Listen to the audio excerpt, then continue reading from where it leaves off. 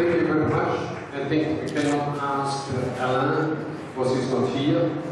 So we come for the next short speak. The judge, Justin Alexander Thomas, please come forward. You are judge at the High Court of Kerala, and you will speak some words on the future of Syriac studies. 10 minutes, please keep it up. Dr. Crown Fullman, Father Jacob, and all the Syriac scholars who gathered here for the 8th World Syriac Conference 2014, and my dear brothers and sisters.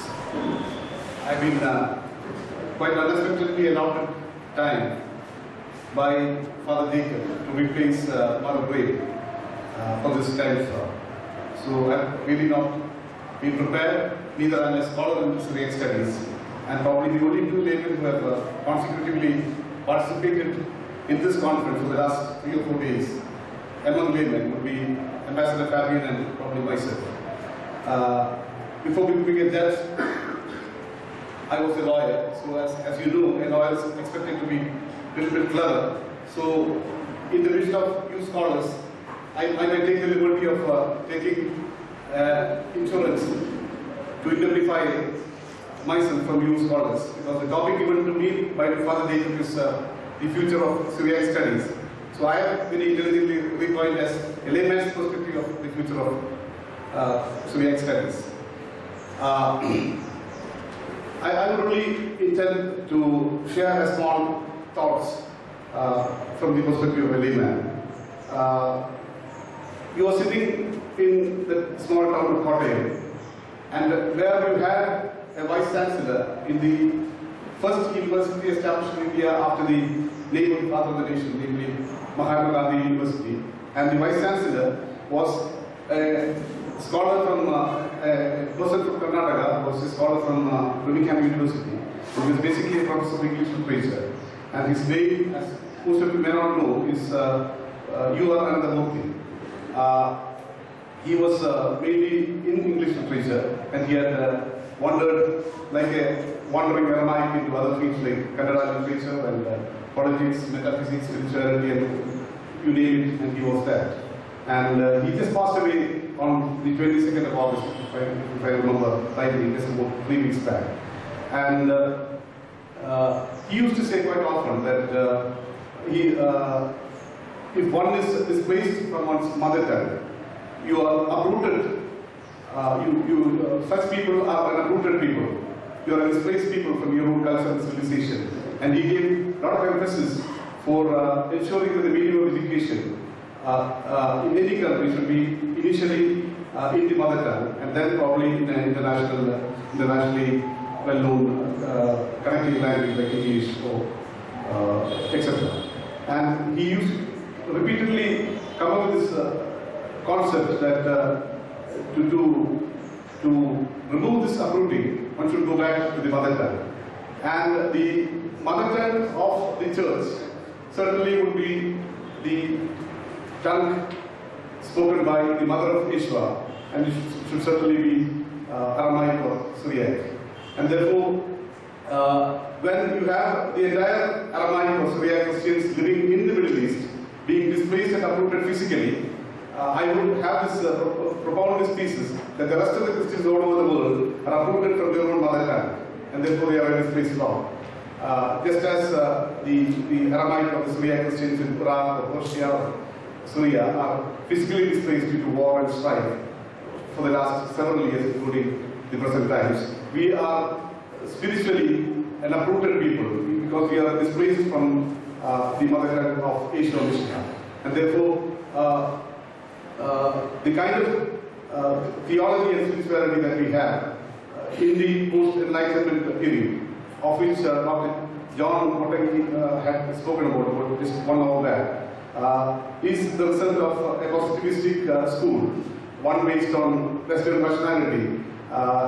And you have so many other faculties in the human being, like what he propounded, about the faculty of love, about the faculty of intuition, the faculty of the heart, etc. And therefore, one of the prime reasons which I would give emphasis maybe for the last 5 to 8 years, for giving emphasis on Aramaic or Syriac. Amongst Christians, not just in Kerala, but all over the world, would be giving a kind of privacy and going back to the roots of Aramaic and Syriac. If you look at the Middle East for the last 2,000 years, you have three great Abrahamic religions which has risen from the soils of the Middle East. And if you compare those great religions from the religions from a land like India, I would say that it's a picture of absolute disappointment and absolute failure, because be it the Judaic religion or the Islamic religion or the Christian religion, which has sprouted up from Middle East, you have a series of endless and mindless violence that you have seen for the last 2,000 years. Probably the only exception of infliction of violence, or maybe the minimal kind of infliction of violence would have been from the Aramaic-speaking Christians, for they have been too much of a suffering lot, except maybe for the incidents of the Western Crusaders rushing into the Middle East, or the strife that you have seen in the Lebanon between Christians and Muslims. But by and large, the picture that emerges from the Middle East of the great, and every religion, I would say, should be, as a layman, and not as an expert in language or theology, as a layman, I would say it should be judged by the fruit it has produced.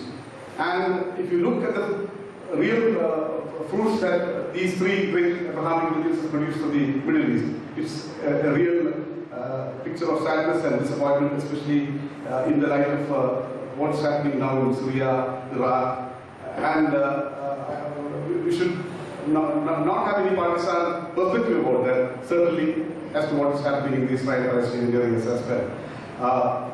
Therefore, if you compare that with the great religions that India has produced, namely the Indian religions of Hinduism, Buddhism and Jainism, you would see you have a lot of strifes and violence in India, like in any part of humanity.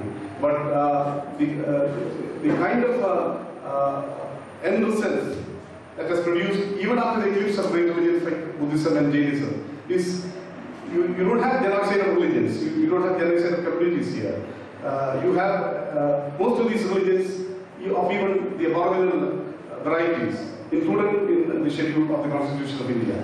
And therefore, I would say, judging by the fruits that it has produced, the great religions of Buddhism, Jainism, and Hinduism, maybe except for the great scars of casteism and the oppressive caste system and the communalism, which you saw was basically a byproduct of the colonial divide and rule in the last century. But for these two great scars, if you make a general comparison as a layman and not as an expert, the perception is one that is quite encouraging, that the great religions of India has been much more fruitful than the three great Abrahamic religions from the Middle East. Therefore, if you want to deconstruct the present theologies and spirituality which has sprouted up from the Middle East, I think one should go back to the roots, and I would certainly agree with the view propounded by Dr. Shabu Taleh, which he had shared with me in private, that there has been only two branches of Christianity. One is the Eastern one, which is the Orient, and the West, which was divided into the Greek and the Latin. And therefore, if you go for a perfect balancing, I think going back to Aramaic and Syriac roots would be of great help to deconstruct the old theologies and to reconstruct a new theology and spirituality of love, which could engender peace and brotherhood and fraternity in not only in Israel and Palestine, but in the Middle East and in all parts of the world. Because as of now, the dominant culture is one of Christianity, and unless there is great reformation in the Christian theology and culture, world peace may not be achieved at the pace at which we desire. Therefore, one of the prime importance I would give for the future of Syriac and Aramaic studies would be for the deconstruction of the old theologies, especially the theologies and spirituality that has been developed since the post-Enlightenment period. And if you look at the older theologies of the early church and the early church fathers, the Reserve Fathers, and the post-enlightened theologians. I think the perfect balance, proportion and harmony would find in the theologians which were set afraid. And therefore, this should be the guiding light to show us some beacon of light, so that this could be of use to the community at large. And for this purpose, I think a human endeavor may not suffice. And let us all pray from the bottom of our hearts that the light of Yeshua Mashiach, the light which the previous speaker spoke, not the material light, the great light of the resurrection of Yeshua, the one of luminosity which is beyond our comprehension, let it spread over the whole of the Middle East and Israel-Palestine, so that our old language is sprouted up, leading to a revival of the early times of love and harmony, so that peace and love is entered in the world in the times to come. And this is my short insight about the future of Syriac studies. And I hope this should be of some use to you scholars to think along those lines, instead of merely confining to the semantics and linguistics of the language, of a language and its literature. May I thank the organizers for giving me this opportunity. I'm not an expert to field any questions from any experts, but probably if it is direct to a layman, probably I attempt to answer that if you have the time. So thank you very much for this slide. I have the last speaker now, Erika Handa. It's not necessary to present her again. She's well known. Please, you have 10 minutes.